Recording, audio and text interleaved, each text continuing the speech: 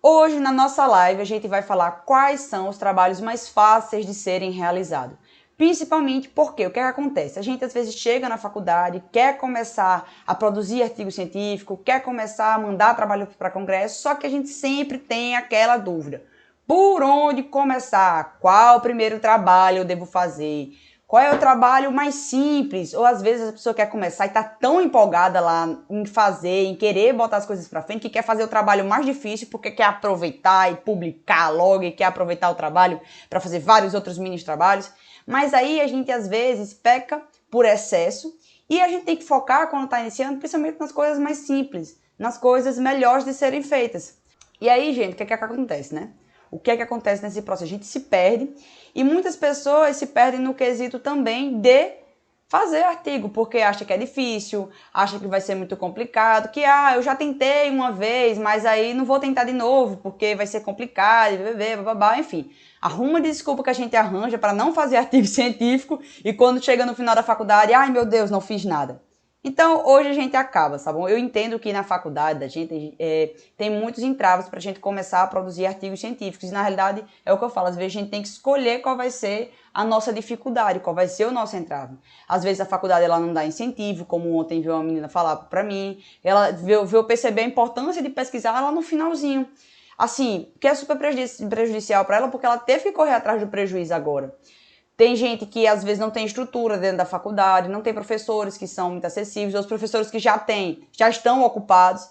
Então tem tudo isso, gente, mas a gente tem que olhar e passar por cima disso tudo. Eu creio muito na proatividade do aluno, da gente ir atrás das nossas próprias oportunidades, e hoje é um dia. Então, Clara, finalmente tu tá só enrolando quais são os trabalhos que a gente tem que fazer dentro da faculdade, que é possível, que são fáceis de fazer e que quem está começando consegue fazer realmente. Hoje a gente vai falar sobre isso e a gente vai aprender a estruturar. Qual é a estrutura de cada trabalho desse? Como é que eu monto um texto voltado para isso aí? É isso que a gente vai falar no tema da live de hoje, certinho? Não esquece, se você está assistindo aqui pelo YouTube, de se inscrever no canal, dar aquela velha curtida, compartilhar o Instagram com alguém, porque isso me ajuda com que eu continue fazendo vídeos como esse, lives, enfim. É vocês que me motivam a fazer tudo, certinho, gente? Então, o primeiro trabalho que eu venho trazer para vocês aqui, que é um trabalho fácil de ser realizado, burocraticamente melhor, questão de comitê de ética e essas outras questões, é o relato de experiência. Por quê? O relato de experiência, ele vai ser o relato, certo? De alguma vivência sua que vai contribuir. Foi mal aqui quem está no YouTube, eu sei que está mexendo na câmera, deixa eu só me ajeitar aqui, porque... Mas então, o relato de experiência, ele vai ser um trabalho que vai o quê? Ele vai ser um trabalho em que você vai relatar uma experiência que é contributiva dentro da sua área de conhecimento. Por exemplo, se você faz medicina e você viaja para um intercâmbio, para uma coisa assim, participa do intercâmbio em hemato, por exemplo, quando você volta, você viveu muita coisa lá. E você pode trazer um discurso muito legal, um relato muito legal dessa vivência sua lá, comparando com a vivência no Brasil. Então você traz essa discussão da temática, da rotina como era no serviço, nesse seu intercâmbio, na rotina como é que funcionavam os médicos, como é que eles trabalhavam, como é que era a consulta com o paciente, se era mais humanizada, se não era. E o intuito é que essa sua experiência, seja qual for, ela traga momentos para a discussão, ela traga tópicos que você possa discutir com a literatura e trazer à tona realidades que não são vistas. O relato de experiência ele é um pouco discriminado, assim, porque ele tem uma característica muito das ciências sociais, de você discutir a complexidade, a subjetividade, mas a realidade é que, veja bem, tanto o relato de experiência quanto o relato de caso, que é o relato de um caso clínico, eles trazem à tona questões que não são vistas em estudos bem estruturados. Por exemplo, questões do dia a dia, questões de relacionamento entre profissionais da saúde, questões de uma triagem que é feita em laboratório, em um experimento social, não conseguir ser reproduzida aqui igualmente, entende? Então eles trazem contextos da realidade, o que é que acontece na rotina, o que é que não funciona, o que é que deve ser melhorado, porque ele mostra a experiência, ele mostra a vivência nua e crua. Porque, veja bem, vocês concordam comigo que quando a gente está fazendo um estudo mais estruturado, um estudo que a gente aplica o questionário, uma coisa, a gente está ali controlando aquele sistema, a gente está controlando tudo isso. E aí, a partir do momento em que você faz dessa forma, você evita que coisas naturais aconteçam, coisas que você poderia evitar controlando esses estudos. Só que quando você vem para o quesito de relato de caso, relato de experiência, você não tem como controlar, porque aconteceu naquele contexto, naquele momento, e por ter acontecido, você vai ter como relatar. Estão entendendo como é legal trazer pontos para a discussão e realmente pode gerar coisas importantes, pode gerar motivação para próximos estudos. Então, a partir de um relato de experiência, que, por exemplo, a triagem no SUS lá na UPA não está funcionando, você pode dizer o quê? Olha, eu estou sugestionando, com este relato de caso, a realização de novas pesquisas para estipular uma nova triagem para os pacientes do SUS. Porque a gente usa aquela triagem de Manchester, que é a pulseirinha vermelha, a pulseirinha verde e a amarela para identificar a gravidade do paciente. Mas aí, gente, vem justamente esse quesito de você priorizar esse relato e essa...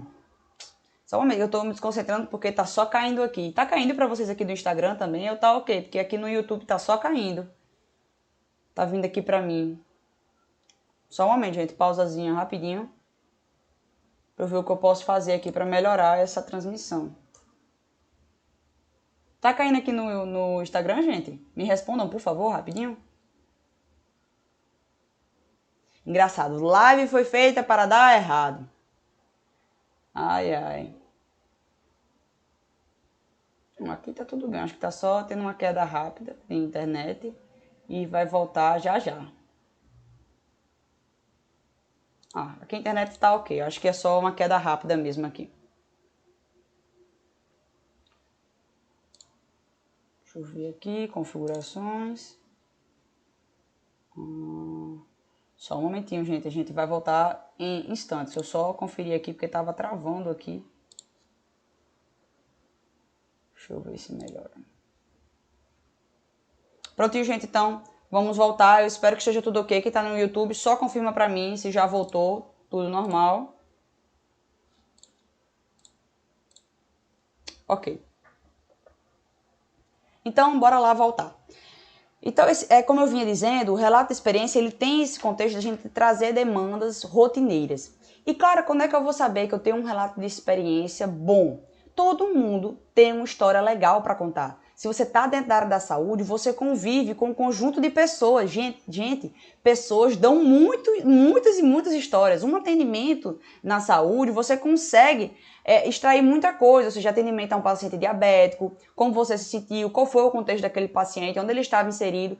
O relato de experiência ele tem essa característica mais complexa, mais subjetiva, mais social, que realmente é um pouquinho distante das pesquisas quantitativas, né, de estatística, que vão ter média, frequência, essas coisas, mas ele é importante para que a gente compreenda e tenha outra visão sobre as áreas da saúde. Certinho? Então, pensa aí em uma coisa, em um momento em que você se sentiu tocado, que você acha que aquela sua experiência pode trazer algo contributivo, ou seja, você foi dar um plantão numa UPA e viu como é que era o sistema, viu algo desumano, viu algo que você acha que pode ser melhor, ou então você fez alguma ação social que você quer relatar, que você quer explicar. Então, assim, tudo isso pode se tornar relatos de experiência, tudo isso pode se tornar relatos que você pode desenvolver uma construção literária e assim, a partir disso, você conseguir uma publicação muito boa. Clara, como é que eu estruturo um relato de experiência? Então, o relato de experiência ele é composto pelo quê? Por uma introdução, você tem uma introdução, depois você tem uma metodologia, você tem um relato da experiência e, por fim, você discute o que aconteceu. Na introdução, o que você vai fazer? Você vai abordar justamente o que é a relevância daquele tema de pesquisa, o que foi que aquela experiência traz de especial.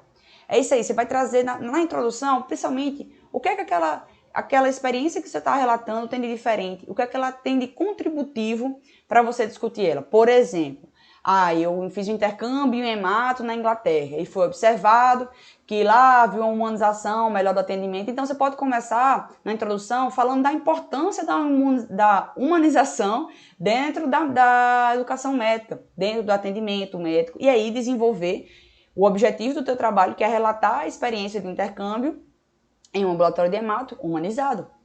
Tchan, tchan. E a metodologia, Clara, como é que eu vou descrever a metodologia? Muita gente tem dúvida com relação a isso, como é que se descreve a metodologia de um relato de experiência.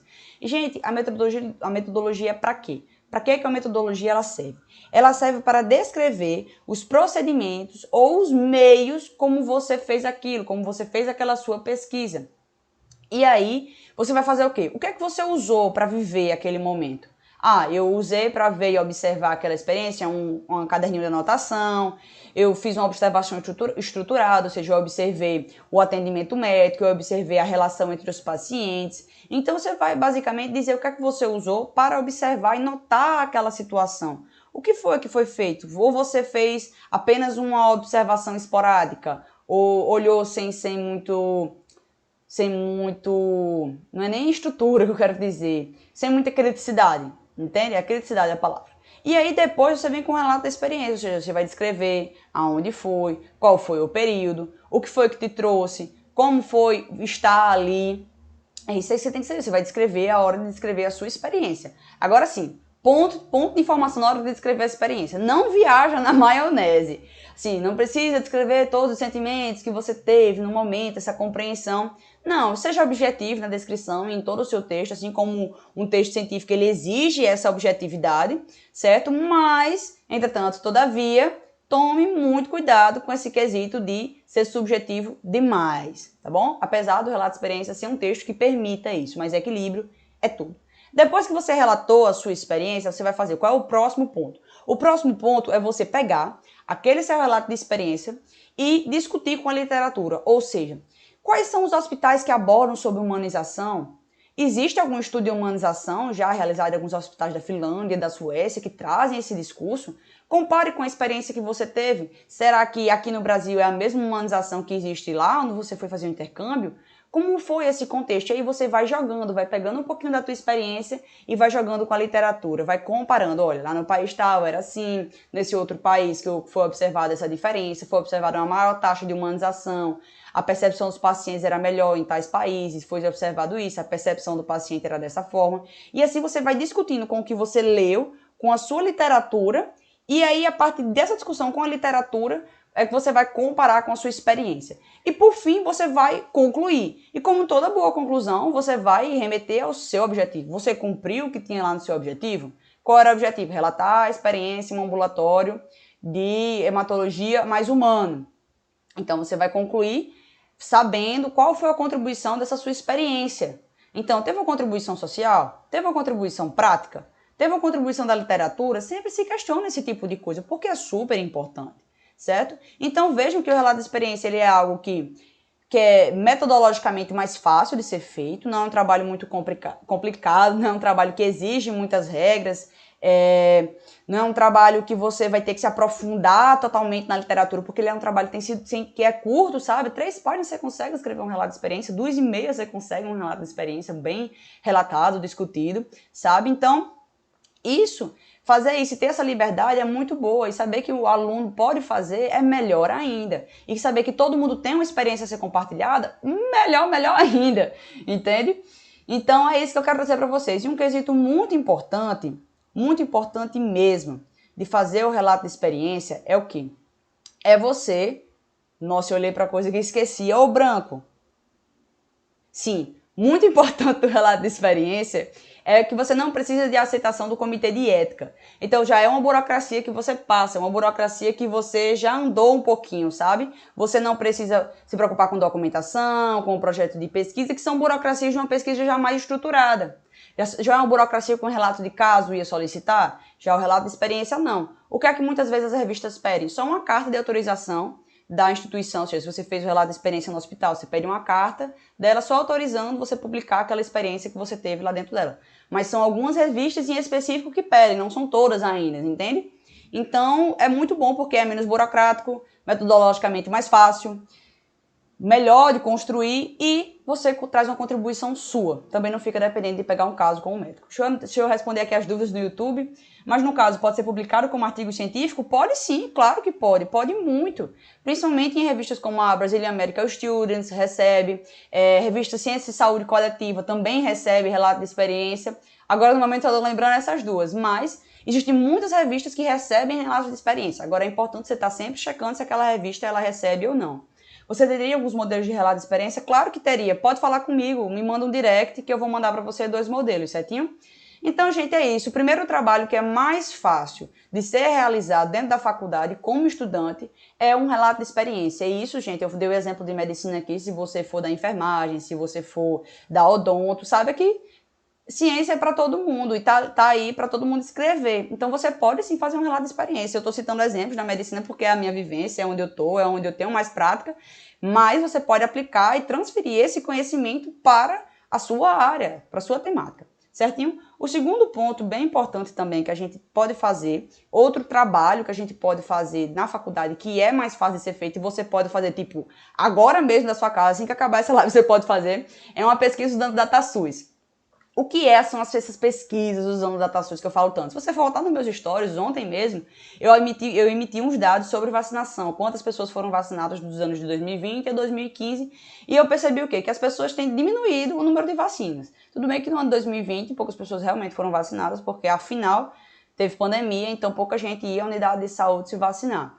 Mas a gente sabe que tem um movimento anti-vacina.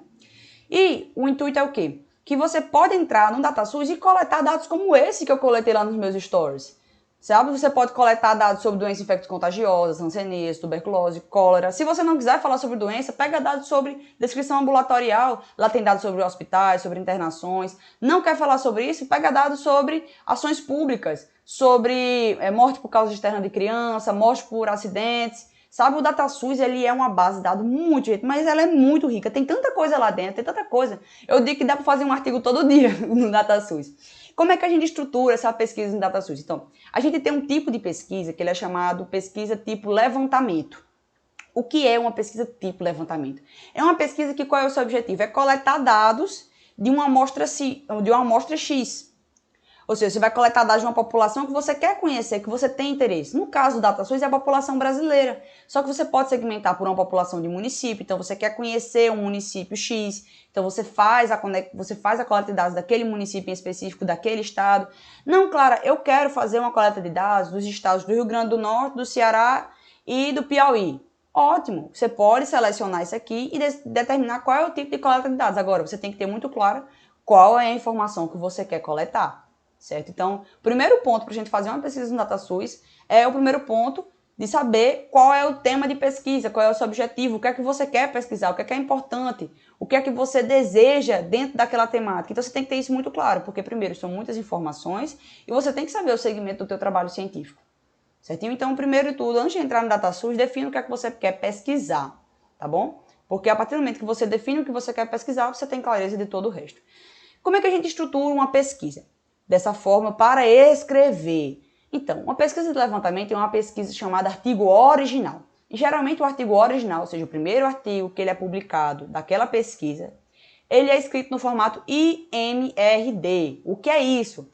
I de introdução, M de método, R de resultados e discussão. Claro, não tem conclusão? Pois é, isso vai diferir de periódico para periódico, mas no geral, geralmente não tem. Geralmente a conclusão ela vem no último parágrafo da discussão. O intuito é que esses 3 tópicos, esses 4 tópicos estejam incluídos dentro do seu texto, dentro da construção, tá bom? E aí o que é que a gente segue? A gente está pensando em um trabalho transversal, em um trabalho no DataSUS de levantamento. Ele é uma pesquisa, o quê? Que tem o intuito de coletar dados. Então você tem que, na introdução, estruturar e deixar muito clara a importância de coletar dados, de direcionar a pesquisa para isso, de focar a importância de fazer ações sociais visando um dado. Vou dar um exemplo. Por exemplo, foi-se observado no DataSUS que em determinado município tinha uma grande quantidade de mulheres com câncer de colo. Aí, o que é que pode ser feito? Então, concomitante a isso aí, você pode rastrear as campanhas de Papa Nicolau, as campanhas de vacinação de HPV. Então, será que naquele município teve uma menor vacinação de HPV? Será que naquele município teve algo envolvendo o Papa Nicolau? Certinho? Então, são coisas que você pode sugerir. E na introdução você pode trazer a importância de realizar maiores campanhas, pode trazer essa ideia da importância da vacinação contra o HPV. Então, na introdução é sempre assim, delimitar a importância daquele tema de ser discutido. No método, você vai descrever da seguinte forma: o estudo de levantamento ele é um estudo transversal, ele é um estudo quantitativo, porque você vai pegar dados de frequência, vai pegar dados de número, certo? E você vai descrever como é que foi aquela coleta de dados, qual foi o período, quais foram as variáveis que você escolheu para fazer aquilo ali, tá bom? Quais foram as análises estatísticas que você usou, se você pegou frequência, média, moda, você tem que deixar isso bem claro. Claro, na discussão vou fazer o quê? A discussão traz artigos científicos, como toda outra. A discussão você sempre vai ter literatura, mais os teus resultados que você observou na sua pesquisa. Conclusão, mais uma vez, você vai concluir com a sua contribuição. Vou falar isso muito aqui, porque não tem como fugir. Às vezes a gente escreve um artigo e esquece de citar o que é a principal importância daquela sessão. Discussão é discutir revisão de literatura com os seus resultados. Conclusão é a contribuição do teu trabalho. Bem sintético aqui, né, gente? Bem sintético mesmo. Ficou alguma dúvida sobre esse estudo? Vou olhar o chat aqui, respondo nos dois chats, que aí eu dou seguimento. Bora lá. Deixa eu voltar aqui. Deixa eu ver. Não tem nenhuma dúvida nos dois. Então, bora seguir. Vamos lá. O outro estudo que a gente tem que realizar, que a gente pode realizar, né, Rara? Eu fico dizendo que tem, mas não é obrigado nada não, gente. É só o fluxo de pensamento aqui. Outro estudo, né, a gente já falou do relato de experiência, do estudo com o DataSUS. O terceiro estudo mais fácil da gente realizar é o relato de caso. O que é um relato de caso, Clara? O relato de caso é você relatar um caso clínico que você observou na sua prática e você quer levar aquele caso clínico à tona. Mas principalmente você quer levar à tona porque ele foi um caso singular. Então, quando a gente vem um relato de caso, a gente vem trazer um caso que ele foi singular em alguma forma dele. Não singular apenas em ser raro, ser uma doença rara, ser algo que não é visto tão comumente. Não precisa. Às vezes, gente, basta você olhar para um ângulo diferente. Basta você ver que aquilo ali, por exemplo, tem uma outra visão sobre aquela temática. Exemplo bem prático, é super comum você ter um paciente diabético com uma úlcera no pé. É super comum, porque tem ali, vou falar bem leigo, né? A gente tem a destruição das artérias, a gente tem esse comprometimento vascular, e é óbvio que aquela úlcera no pé não vai cicatrizar tão rápido, o que pode gerar alguma coisa. Mas será que toda úlcera no pé diabético vai ser uma úlcera por causa da diabetes? Será que não existem outras causas de úlcera? Então você tem que ampliar a tua visão. Então você pode fazer um relato de caso de diagnóstico diferencial de úlcera do pé diabético. Você pode fazer um relato de caso da importância da clínica e dar uma visão singular, dar uma visão de algo novo em cima daquilo que é teoricamente velho, certo? Então o relato de caso ele vem justamente com essa proposta de trazer algo singular, algo mais da prática, do que realmente acontece na prática e de algo que você dá uma nova visão em cima daquilo. Quando é que, especialmente, a gente faz relato de caso? O relato de caso ele é muito importante para a gente falar sobre doenças novas, entra também no quesito de doenças raras, não posso negar, entra mesmo. Efeito adverso de medicação, ou seja, a gente observa que na prática acontece uma coisa e você acha que aquilo tem relação com a medicação, então você traz à tona também, é muito usado para isso. A gente tem que lembrar que o relato de caso, ele foi criado justamente naquela época que, por exemplo, a gente tinha AIDS. Já pensou, começou a surgir gente com uma pneumonia estranha, 4 pessoas com uma pneumonia assim, surgindo um sarcoma diferente e tal. Então, veja a importância de ter sido relatado esses casos para a literatura hoje em dia, porque o relato de caso, ele vai proporcionar que com um relato de um caso singular, com uma visão singular sobre aquele tema, você consiga propor novas pesquisas. Olha aí a importância dessa galera que citou, que falou sobre coronavírus, que falou sobre a talidomida, dizia, ei gente, existem crianças que estão aqui, nascendo com uma formação fetal. Deve ter alguma coisa aqui ou não deve ter? Sabe? Então o relato de caso, ele é importante para isso. É também um tipo que ele é meio... está na base da pirâmide científica, não é um estudo que tem muita característica, muita evidência, mas ele é um estudo importante. É importante você, como estudante, dar uma visão nova sobre algo que você viu ali na sua prática. É muito importante, gente. Não negligencie o relato de caso, que é super positivo para você fazer na prática. E mais uma vez, assim como o relato de experiência, o relato de caso, ele também tem essa temática de trazer coisas que realmente acontecem na rotina.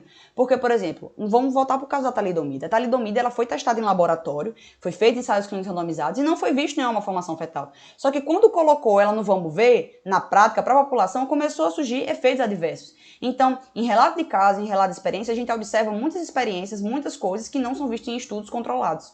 Então, gente, realmente vale a pena fazer relato de caso. Pontos negativos da gente fazer um relato de caso.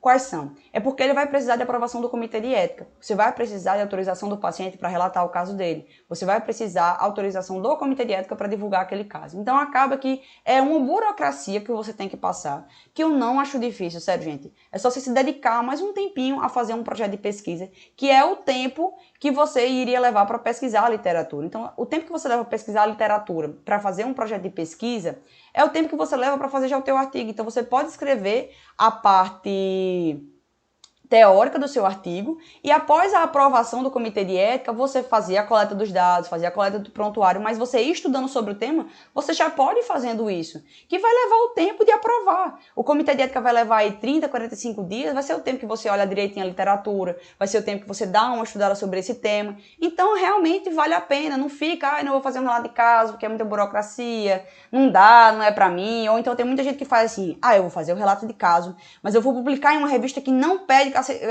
comitê de ética. Cara, sério, faz as coisas direitinho, as coisas não tem uma regra para serem feitas, não tem um passo a passo. Faz. Lá na frente você vai ser recompensado. Agora, não publica uma informação de uma pessoa que ela não autorizou, que ela não assinou um termo, que aí depois vai dar problema para você. Se a pessoa, se o paciente sentir-se prejudicado com o relato de caso que você publicou dele, olha aí que chato, que situação você pode sofrer processo, porque divulgou informação que não era para divulgar, prontuário médico é um documento. Então, enfim, gente, a gente tem que tomar cuidado com esse quesito do relato de caso. Não estou fazendo medo, não estou fazendo pânico. Eu adoro escrever relato de caso, certo?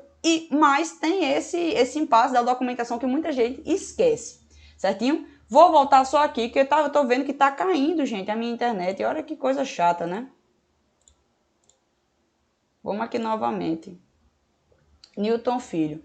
Um relato de caso pode ser um projeto de pesquisa? Você sabe me dizer? Um relato de caso, ele vai ter o projeto de relato de caso. E sim, dependendo, ele pode sim ser um projeto de pesquisa, porque o relato de caso, ele é uma pesquisa científica da característica observacional descritiva. Então, se você quiser fazer seu TCC sobre um estudo de caso, sim, você tem como. Você escreve ele no modelo e apresenta dentro da sua banca, tá? Publiquei um recentemente, mas não sei sobre essa informação. Pois é, aí como é que faz, né? Justamente esse quesito do comitê de ética, que poucas pessoas dão importância a isso.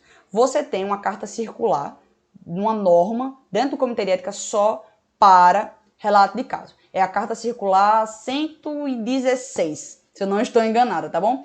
Vou postar um print no meu stories hoje sobre a carta. Ela faz a regulamentação de como deve ser submetido um relato de caso. E ele deixa muito claro que todo relato de caso ele deve passar pelo comitê de ética, certo? Só que como ele vai ser passado pelo comitê de ética? Você vai escrever ele no formato de projeto de relato de caso. E a diferença é que você só vai mudar a questão de metodologia, que ao invés de ser uma pesquisa experimental, vai ser uma pesquisa observacional, descritiva, onde você vai descrever a amostra, você vai descrever o seu paciente, então você vai descrever as características desse paciente que você quer avaliar e analisar, e pronto, e aí você vai fazer as adequações de fonte de informação, de coleta de TCLE, mas ele percorre como um projeto de pesquisa, só que o nome é projeto de relato de caso, tá bom? Eu espero que tenha ficado clara essa dúvida. E aí, gente, o próximo passo, eu só quero dizer próximo passo. O próximo estudo, ou seja, o quarto estudo que a gente pode fazer dentro da faculdade, que é muito legal, que é muito positivo, é a revisão narrativa. A revisão narrativa não precisa de comitê de ética. O intuito dela é o quê? Fazer uma atualização sobre o tema. O intuito dela é que você pegue aquelas informações que estão ali na base de dados e você selecione de acordo com o seu critério e dá esse resumão sobre essa temática. Então, a revisão narrativa tem esse intuito. Muita gente confunde revisão narrativa com revisão sistemática. Mas, gente, muito cuidado.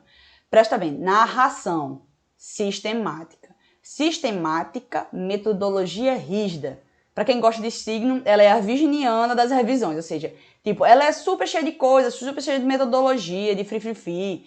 Tem que ser tudo rígido, tudo muito criterioso, porque a revisão sistemática, o intuito dela, o objetivo dela é, no final, ter a melhor informação sobre aquilo ali. Ou seja, para quem conhece a pirâmide de evidência, ela está lá no topo. Ou seja, ela está dominando tudo. Ela está ali apresentando as melhores evidências. Ou seja, quem faz a revisão sistemática realmente conhece sobre o tema, sabe a temática, tem uma criticidade na escolha dos artigos. Por que eu falo que a revisão narrativa ela é boa de ser feita na prática? Porque a revisão narrativa ela é uma revisão que não tem esse critério todo da revisão sistemática. É uma revisão que a metodologia de escolha dos artigos, quem decide é o próprio autor, ou seja, eu escolho os artigos de acordo com o meu critério, com o que eu achei melhor, certo? E ela também é uma revisão que o intuito dela, o objetivo não é tomada de conduta, é a atualização breve sobre um tema. Sabe quando você está estudando um assunto e você faz um resumo no teu caderno? Pronto, é uma breve atualização sobre o que existe sobre aquele tema. Por exemplo, sai uma revisão narrativa nessas épocas de pandemia, mas no meio do ano passado, sobre os fármacos que estavam sendo testados para a Covid. Ele não tinha um intuito nenhum de dizer qual era o melhor fármaco. Não, o intuito dele era simplesmente dizer: esses fármacos são os que atualmente estão sendo testados para a Covid, certo? Então veja como é diferente a pegada, como é diferente a intenção das duas. E é por isso que quem é iniciante pode fazer sim uma revisão narrativa, porque é melhor de ser escrita, também não vai precisar de tanto aprofundamento da literatura, você vai precisar citar apenas aqueles principais estudos sobre aquela temática. Já a revisão sistemática, tu vai ter que olhar tudo, todos os melhores, fazer protocolo. Então assim, isso aqui é algo mais complicado de ser feito, certo? A revisão narrativa dá para fazer. Agora, ponto de informação, como diz na minha querida IF. A revisão narrativa, ou todo artigo de revisão, exige que você já tenha uma experiência em fazer artigos científicos, ou pelo menos ler os artigos científicos. Por que, claro, você está dizendo isso? Queria hoje fazer uma revisão narrativa, já não vou mais. Não, tenha calma. O que acontece é o seguinte, porque para você extrair informações de artigos científicos e você saber compilar aquilo ali no formato de revisão, não é uma tarefa fácil, é uma tarefa realmente complicada. Você pode ter entraves nisso aí e atrasar o teu projeto, certo? Então, realmente, eu recomendo as pessoas fazerem como segundo tipo de artigo a revisão narrativa, porque você vai exigir uma maior criticidade e uma maior avaliação dos materiais que estão ali inseridos, entende, gente? Então, assim, de primeiro, prioriza os 3 que eu já falei: relato de experiência, uma pesquisa com DataSUS ou um relato de caso. Já a revisão narrativa, espera você criar um pouquinho mais de maturidade para fazer esse texto. Como é que a gente estrutura uma revisão narrativa? Então, primeiro de tudo, você tem que ter uma pergunta para tu responder ao longo da tua revisão narrativa. Você tem que bolar, você vai formular a tua pergunta, vai formular o objetivo, mas o intuito da revisão é, mais uma vez, na introdução, você trazer a importância de revisar sobre aquele tema. Será que é importante revisar sobre aquele tema hoje? Porque as revisões que já existem, elas estão desatualizadas, ou seja, a última revisão que existe sobre esse tema é de 2010, então é bom ter uma em 2021, você não acredita? Então, assim, você pode trazer sobre isso. Outro ponto também que pode transmitir a importância de você fazer um relato de uma revisão literária é o quê? É você trazer para o jogo que existem muitos estudos realizando sobre um tema, mas não existe um resumão sobre aqueles estudos, então é necessário fazer uma síntese sobre os últimos estudos de tratamento sobre Covid, como surgiu agora na JAMA, né? Que é uma revista médica americana. Então, gente, vejam que na introdução você tem que ressaltar a importância de revisar aquele tema, de trazer essa atualização sobre o tema, seja que é porque não tem, ou seja porque aquele tema está defasado. Aquelas revisões antigas, elas estão defasadas, tá? No método, você vai dizer o quê? Você vai dizer, principalmente, qual foi o período de coleta, qual foi o critério de seleção dos artigos, e, mais uma vez, como é uma revisão narrativa, essa metodologia é até opcional, certo? Porque você não tem intenção que outra pessoa replique. A intenção ali não é descrever algo metodologicamente. Estão entendendo? Então você pode só dar uma pincelada se está escrevendo uma revisão narrativa. Então escreve a metodologia, qual foi as bases dados que você consultou, quantidade de artigos, qual foi o critério de seleção, de inclusão, estratégia de busca, certinho? E por fim você pode descrever como é que você fez a análise desses dados, se você usou um questionário estruturado ou se você foi para uma análise crítica sua mesmo, tá? Na discussão, o que é que você vai fazer? Na realidade, você vai trazer os resultados daquela sua revisão. Então, na revisão narrativa, as questões, os tópicos de discussão e resultado, eles se transformam e se tornam em tópicos. Ou seja, ao invés de você escrever uma seção resultado, discussão, você vai escrever assim: conceitos, Ou então, no caso da revisão narrativa de remédios para Covid, poderia ser ivermectina, aí tudo que você achou sobre ivermectina, azitromicina, tudo que você achou sobre azitromicina. E aí, depois dessa sessão, que é dividida, você tem a sessão de conclusão, que é onde você vai trazer a contribuição dessa sua revisão como um todo, certinho? Então, gente, é isso por hoje, tá bom? Gente, no Instagram, alguma dúvida, comenta aqui abaixo se tá com dúvida de algum tópico, se você quer que eu esclareça algo melhor, tá bom? Pode colocar que eu vou responder. E para quem tá no YouTube, da mesma forma, certinho?